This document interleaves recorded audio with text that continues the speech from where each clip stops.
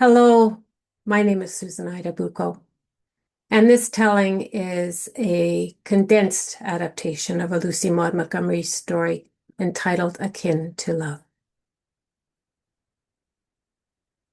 David Hartley was visiting Josephine Elliott as he had been doing for decades. And Josephine Elliott was knitting furiously, which meant that she had run out of things to say. And it was usually at that point that David got up to leave. But this time, when he attempted to leave, Josephine said to him, "Will you stay for tea?" Oh, and David said yes. His mouth automatically watered just at the thought of her sweet cakes. Now, one of the things that David Hartley knew about Josephine Elliott is that when she took down her mother's favorite tea set, it meant one of two things. First, she was celebrating something. Or the second one was that she was honoring somebody.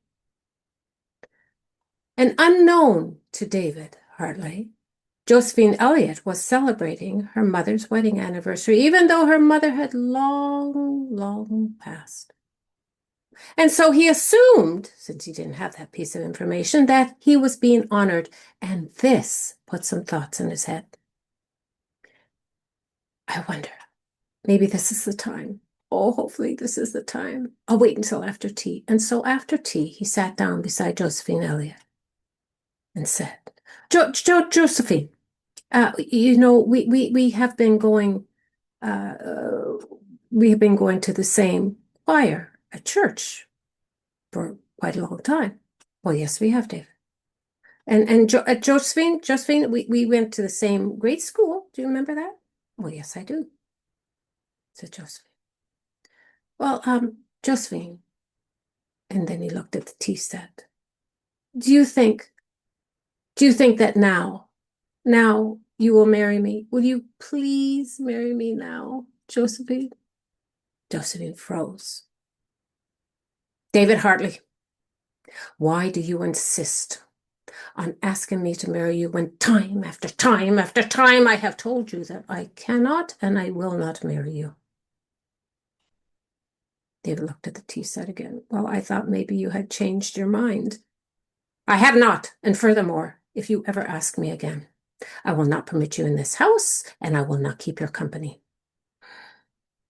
Oh, said David. That's very hard, Josephine. Please leave. And so David did leave. It was a few days later.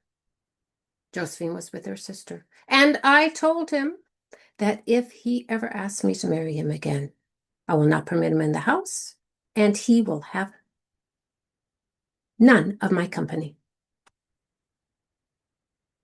Josephine, said the sister, you know my opinion on these matters. Every woman of a marriageable age should be married, and you are far past that, and you are not married. You should be married. Josephine said to herself, not out loud, because she didn't want to hurt her sister's feeling. I should be married. I should be married. I, who put food on your table, who clothe your children, who give you money when you don't have any. I who make a profit from this farm. I who have no husband and manage all of this myself. I who do all of this for you, not that drunk husband of yours that does it. No, I do that. And I should be married. Out loud, she said, well, if I was going to be married, it wouldn't be such a weak-willed person as David Hartley. And the sister said to herself, not out loud, because she didn't want to hurt her sister's feelings, if you were married to a drunk like I am, you would kiss the ground that David Hartley walked on. Well, it was a few nights after that. Josephine heard a loud knocking at the door, and it was David. He needed her to go to his house to care for his sister while he went and got the doctor, and Josephine agreed to do that. Indeed, the sister was quite ill, so ill that she had to have somebody take care of her at the house. It was agreed that Josephine would stay at the house and take care of it and that David would continue to take care of the farm. And the sisters, a few days later, met again. "Well," said Josephine, "you should have seen all the dust balls in this house. Just absolutely incredible. The filth, the chaos. Oh, the pantry. Don't even get me started on the pantry. And his socks. Oh, sister dear, his socks.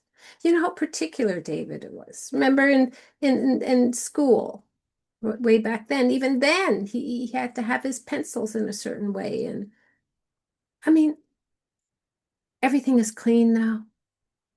The air that smelled like unwashed feet is smelling beautiful. All of his socks have been mended, and I did that, sister. But poor David Hartley to live in that type of squalor. Oh!" And the sister thought to herself, not out loud, pity can be akin to love. Let's see. Let's see where this goes. And indeed, it went, because David was humming and then singing. He was complimenting Josephine about the quality of the air, his socks being mended, how clean the house was. And Josephine found that she really liked all these compliments. She really liked them. Well, it came to pass that it was decided that the sister should go into town. It would be better for her health, and she would stay with a family friend, which meant that Josephine had to return to her home.